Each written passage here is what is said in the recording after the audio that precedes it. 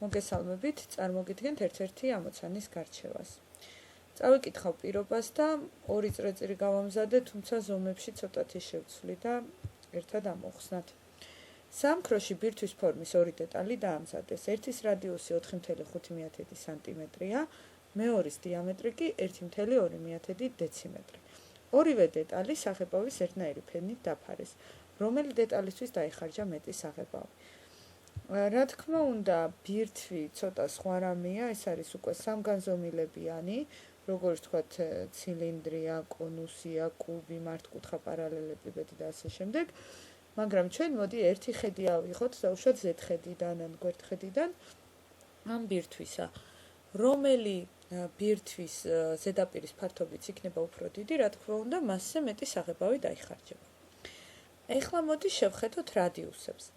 ერთის რადიუსი არის 4,5 სანტიმეტრი, ხოლო მეორის დიამეტრი არის 1,2 დეციმეტრი.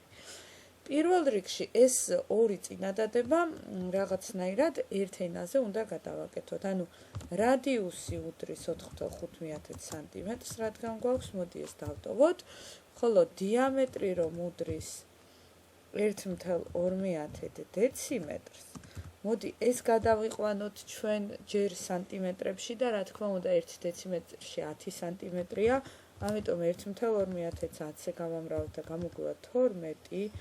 მოდი ქვევით დავწეროთ, რომ d უდრის 12 სანტიმეტრს. ხავე. d უდრის 12 სანტიმეტრს, ხოლო რადიუსი რო გამოვთვალოთ მეორე შემთხვევაში, ეს უკვე იქნება 12-ის ნახევარი, იმიტომ რომ ჩვენ ვიცით, რომ რადიუსი არის ყოველთვის დიამეტრის ნახევრის ტოლი, ანუ 6 სანტიმეტრი. ახლა, როდესაც ერთ ენაზე გვიწერია, ასე ვთქვათ, ორივე გვიწერია რადიუსებში და ორივე გვიწერია ერთნაირ ერთეულებში, შეგვიძლია წარმოვიდგინოთ რაშია საქმე. ანუ ეს მეორე დეტალი, ბირთვის ფორმის დეტალი, იქნება რა თქმა უნდა უფრო დიდი. ანუ ეს არის ის დეტალი, რომლის დიამეტრიც გვქონდა მოცემული 1,2 დეციმეტრია. რა თქმა უნდა, საღებავი დაიხარჯება მეორე დეტალზე გაცილებით მეტი. ზუსტად რამდენით მეტი რო ვიცოდეთ, უნდა ვიცოდეთ სხვა დეტალები, ანუ რამდენი საღებავი ჭირდება, რა ფენის სისქე ჭირდება და ასე შემდეგ. ამიტომ მოდი სიტყვა გაცილებით ამოვიღოთ და უფრო მეტი საღებავი დასჭირდება.